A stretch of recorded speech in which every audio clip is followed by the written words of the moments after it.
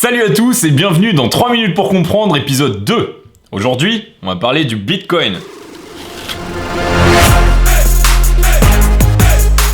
Alors le Bitcoin concrètement c'est quoi? C'est une monnaie virtuelle au même titre que le dollar et l'euro. La vraie différence, c'est qu'elle n'a pas besoin de banque pour exister. En fait, le Bitcoin, ça repose sur un réseau, c'est communautaire et c'est décentralisé. Et tout le système est basé sur de la cryptographie, c'est-à-dire des mathématiques ultra complexes qui permettent de sécuriser les transactions.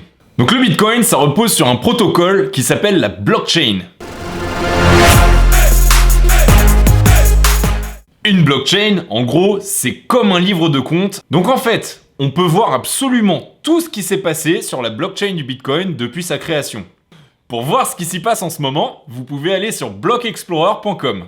En live, tout simplement, tout ce qui se passe. Et donc la blockchain, ça repose sur un réseau d'ordinateurs qui tiennent tous en commun ce fameux livre de compte. Ils voient tous la même chose et on peut demander à notre voisin ce qui s'est passé.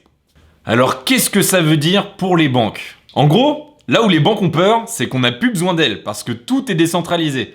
En fait, une banque, c'est quelqu'un à qui on donne de l'argent, qu'on va payer pour être sûr que notre argent est en sécurité. Avec la blockchain, mon argent, il est dans le réseau. Et en fait, tout le monde est au courant que j'en ai légitimement. Et cette légitimité, elle vient du fait qu'on peut retracer à l'infini toutes les transactions, donc on sait exactement quand est-ce que je me suis procuré cet argent.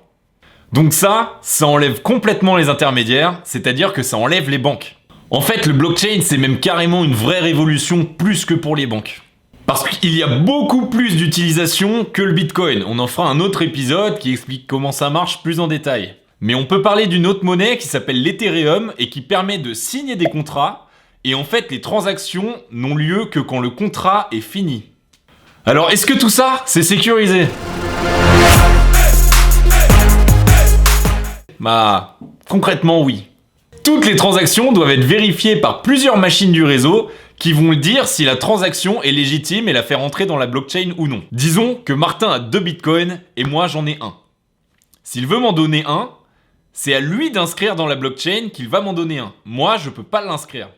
Et cette sécurisation, elle est faite grâce à la cryptographie, c'est-à-dire que moi, je ne connais pas les opérations mathématiques nécessaires pour dire légitimement que je peux prendre un bitcoin à Martin. Par contre, vu que lui, il a les bons arguments mathématiques pour le dire, une fois qu'il m'a donné son bitcoin, il est à moi. Alors le bitcoin, comment on en achète ? En fait, le plus simple, c'est d'aller sur des sites d'échange comme Poloniex, Bittrex ou Coinbase, à qui on va donner de l'argent réel, donc des euros ou des dollars, et ils vont nous donner des bitcoins en échange. À partir du moment où ils vont nous donner des bitcoins, vous en êtes le légitime propriétaire. C'est marqué dans la blockchain. Bon, il faut être honnête, pour l'instant, c'est plutôt compliqué d'aller s'acheter des pizzas au coin de la rue en bitcoin. Même si au final, la première transaction dans la vie réelle, c'était en effet pour acheter une pizza. Il y a quelqu'un qui a acheté 2 pizzas pour 10 000 bitcoins. Aujourd'hui, 10 000 bitcoins, ça vaut 55 millions d'euros. Bon, les 3 minutes sont largement écoulées. J'espère que vous avez compris à peu près ce que ça veut dire le bitcoin et qu'il y a vraiment quelque chose qui se met en place. Alors surveillez ce qui se passe et à bientôt. Si ça a été clair et que vous avez aimé ce qu'on a raconté, n'hésitez pas à liker la vidéo, vous abonner à la chaîne et on a même une page Facebook. A plus!